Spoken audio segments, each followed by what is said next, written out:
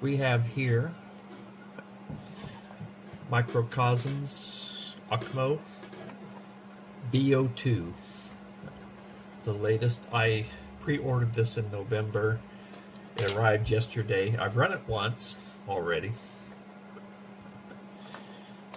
Of course, like most of his new engines, it just takes a single AA battery. I've got a lithium rechargeable. I really like these. They keep a constant voltage until it cuts off. So if your engine just refuses to start, replace the battery. So instead of just the voltage going lower and lower, like on a NiCad battery or a regular alkaline, the voltage goes lower and the spark gets more erratic. Your engine starts acting just kind of flaky. These will run strong until the circuitry cuts it off, and then it just doesn't run at all, and he's like, oh, it needs a new battery. So I really, really like these, and they're rechargeable. And you get that LiPo power, lithium polymer, or lithium ion power. So this is a hit and miss engine. Air intakes there. Fuel needles here. Got your tiny little spark plug. These come factory preset. Yesterday I put water in here, kind of oiled things up. Put some mixed fuel in here, and I put my finger over this hole and saw the fuel go in, and I'm not kidding, it just fired right up. Just boom. So did real good. This has already got water in it. So this is the B02. It uses a fluorine rubber O-ring for the piston. It uses one, it might use two of them. It's got good compression right out of the box. It's really got good compression, so that you get strong hits. I'm gonna put in some Coleman lantern fuel. We don't need much unless you're going to run it for 2 hours. You fill this tank up, it's probably going to go for 3 hours. I'm just going to put a little bit in there to kind of get it going.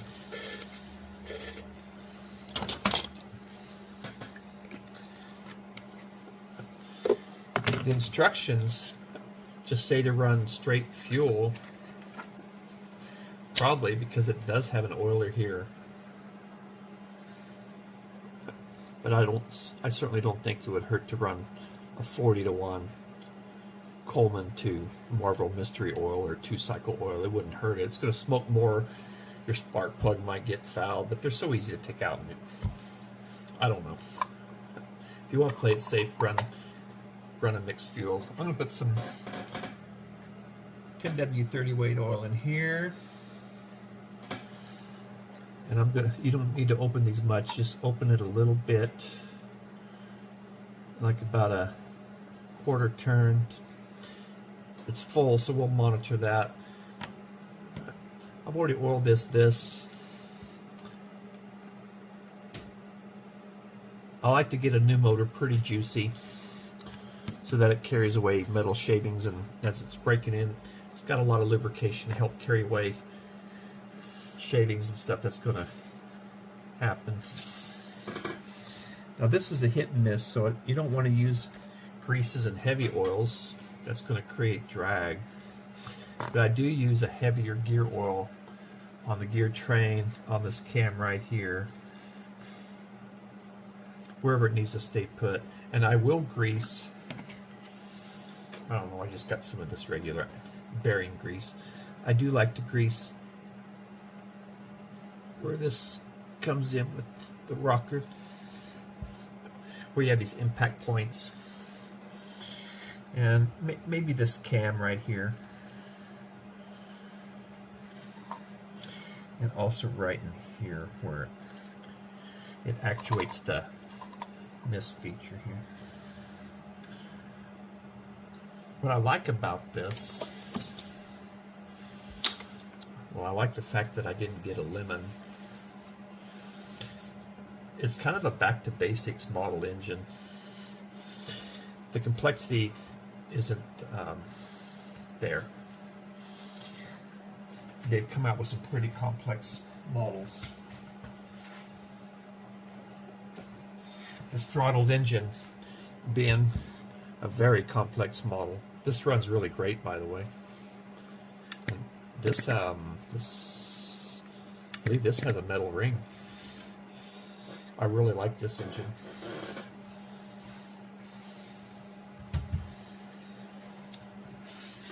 Well, I'm going to put my finger over here and get some fuel going.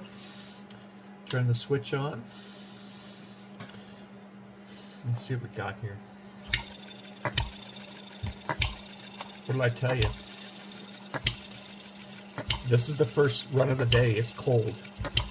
And it's a little chilly in this garage. It's got the little eyeglass there. Look how heavy duty that rocker arm is. The chunk of metal. I love these smaller spark plugs. They're so scale. I wish they'd do something different on these.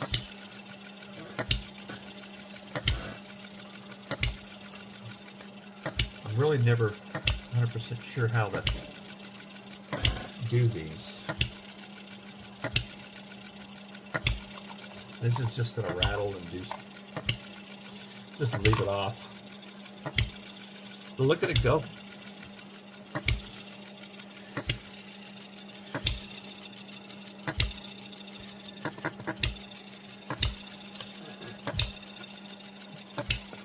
I really haven't touched this. That was factory set, and it's about perfect for, at least for my white gas. I didn't touch this either. This is a two-part. You loosen this bigger nut. You can make this thing run. Hold that out.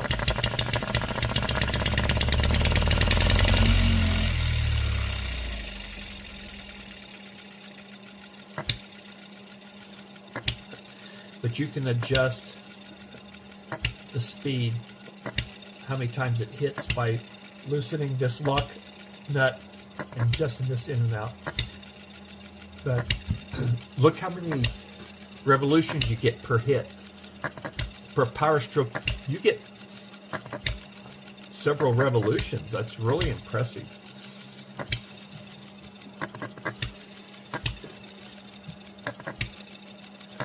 It runs even better when it's warmed up.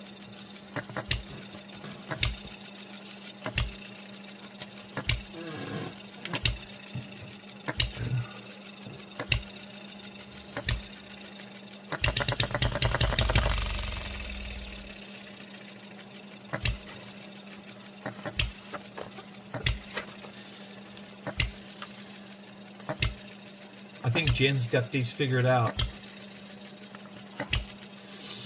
I haven't been a huge fan of some of his engines. I bought every single one of his engines that I have in my collection. None of them were donated or given to me.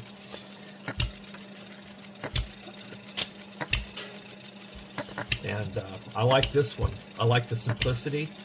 It's going to be easy to adjust, easy to work on. You need to replace the O-rings. Just going to take this cover off. Loosen the screw and probably pull the piston out to the rear, like I've done other ones. So that's simple enough, and they give you extras. Let's see here.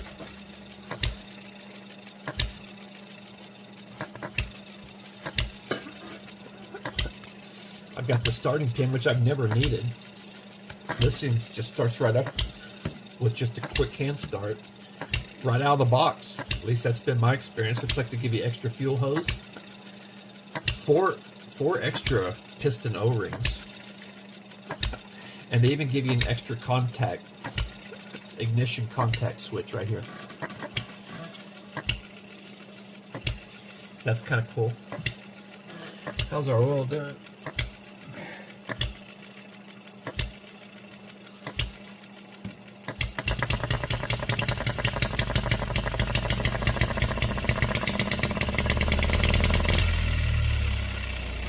kind of clear out the spark plug.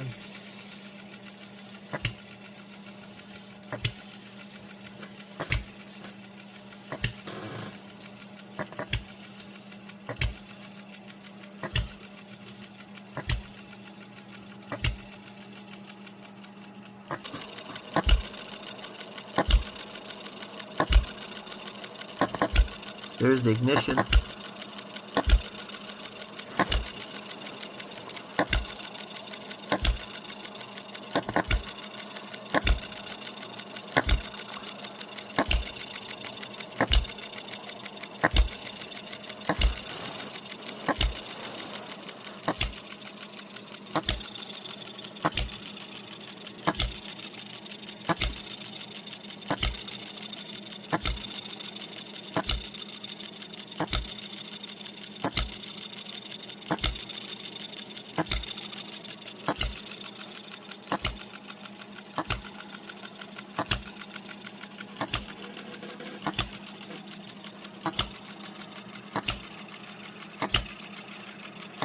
Two little oil cups right here. Got the lids. You take the lids off and oil those every now and then. This is the most important one for the cylinder, I reckon.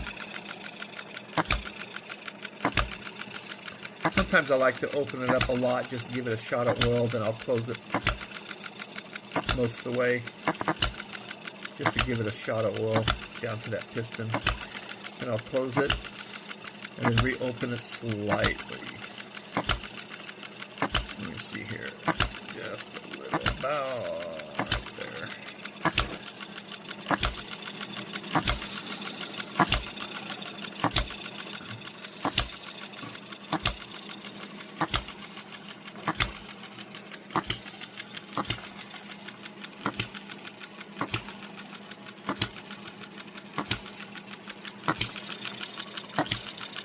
Pretty simple.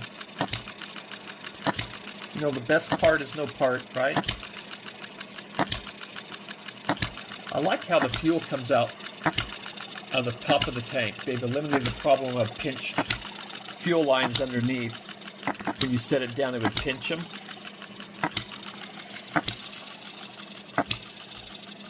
With earlier models. So even though it comes out the top, it has a straw. You can see the straw goes all the way down to the back of the tank. See? So even though the fuel hose comes in here, you can see that. I love having a little sight glass. I think that's really cool. That's a mean looking intake. I love that carburetor.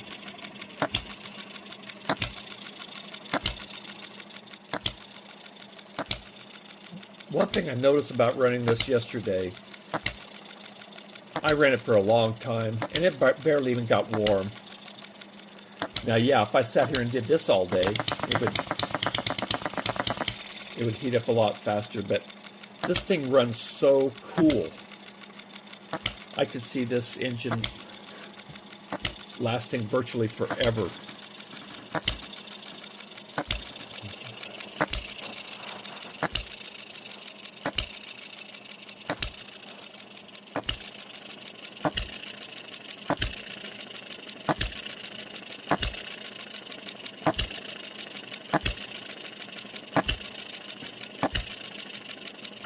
So satisfying.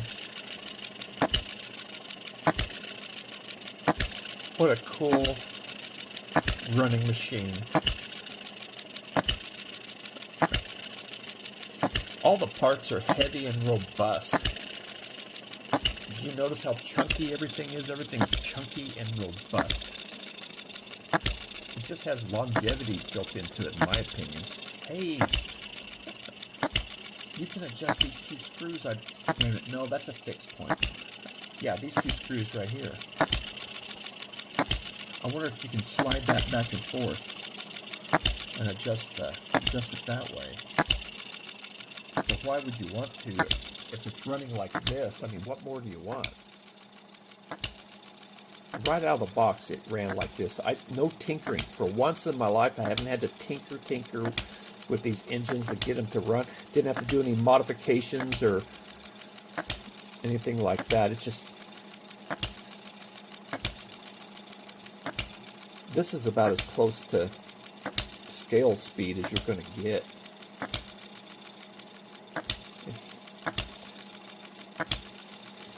It's incredible.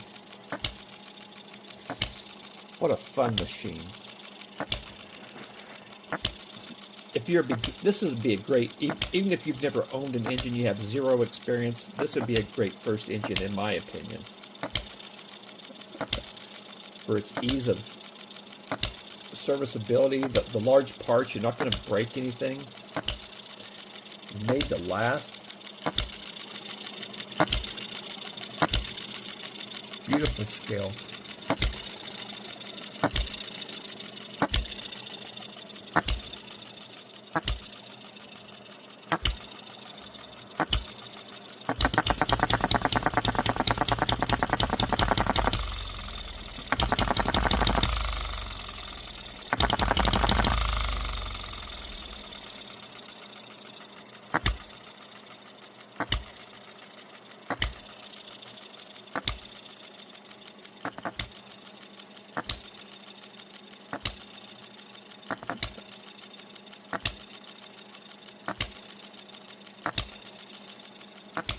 Well worth the money, guys. This engine is well worth the money.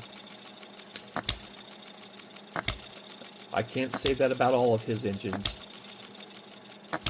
at Microcosm, but I can definitely say it about this one. Right out of the box, runs just like this. This one, and this one's number 17. It's a pretty early production run.